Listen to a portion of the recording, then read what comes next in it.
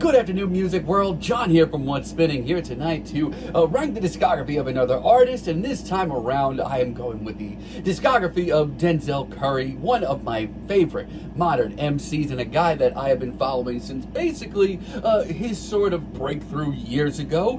He's got a new album out this week, King of the Mischievous South Volume 2. We're going to be chatting about that here tomorrow, and I'll let you know where I kind of feel like it fits in with his discography. But for right now, I'm taking his studio albums, as well as one that I kind of threw in there because I feel like it fits.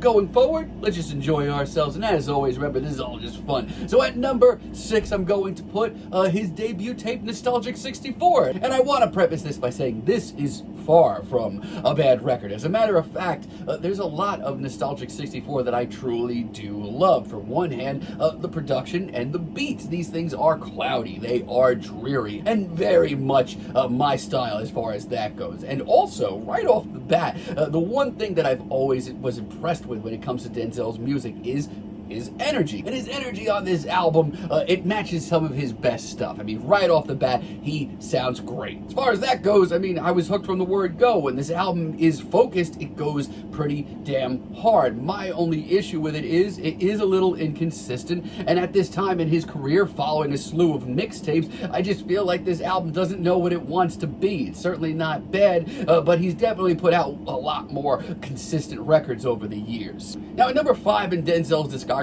I'm gonna put Zoo, and let me just tell you, first off, right off the bat, I get it. Like, I know a lot of people love this album, but I'm not saying that it's a bad record once again, but much like Nostalgic 64, I don't feel like it's his most consistent project. Now, I do feel like the love and appreciation that is shown for the Miami sound of hip-hop on this record is done with a lot of love and care, and I respect that.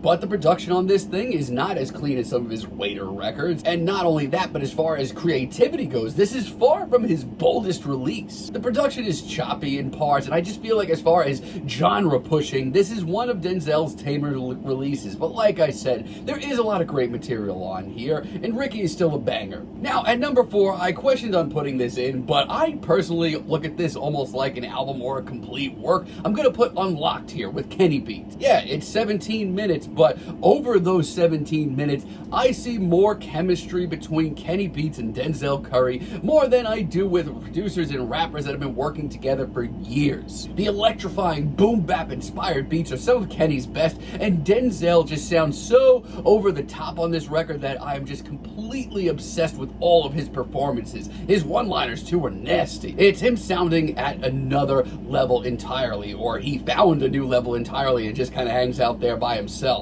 It is short, it is sweet, but man, is it ever consistent. Now, at number 3, one of my first true, absolutely, like, mind-blowing produced albums from Denzel, I'm gonna put Taboo here. Oh, hell yes, this is a great record. And a really important one for Denzel as well, because this is the record where he really started to branch out, get a little freaky, take some bigger risks. And yeah, the result is absolutely thrilling. I mean, his performances on this album are some of the smoothest in his entire catalog, and the guest spots on this record, almost every single one of them, just work out to their, best efforts, especially people that I'm usually not a big fan of. Denzel ended up getting the best out of them. Not only that, but the hazy, very hectic, very disorienting atmosphere of this record is nothing short of thrilling. It was a big leap for him at the time, and it still sounds like it. But Denzel has always been the kind of guy that doesn't just, kind of put ideas out on paper and see where they go. No, he really does follow through with them. It's a pretty expansive album, and most of it is incredibly interesting. It's him spreading his wings and flexing all at the same time, and it is a fantastic work.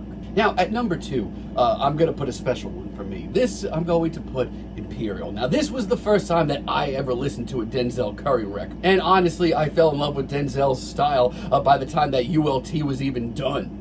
For one, the energy of this record. It is unmatched here. And I mean, since this record has been released, Denzel's energy has been a huge selling point for him. But man, his amped up style on this record is still one of the most exciting things I've heard in hip hop in the last 10 years. The constant barrage of explosive performances is thrilling, and these very gritty, very dark, very real beats match them really nicely. It's one of his more digestible and approachable projects too. If you haven't listened to any of his stuff, this might be the best place to kind of dive in. And on top of that, there's just such a grim sense of reality on this record. It's pretty telling stuff. Sure, there are hyped bangers aplenty, but there are also very grim, very real, very personal tales from Denzel, and I still think it's truly one of his best records. And at number one, I mean, at this point you kind of probably have figured it out, and this one is a special one for me. It's Melt My Eyes, See Your Future.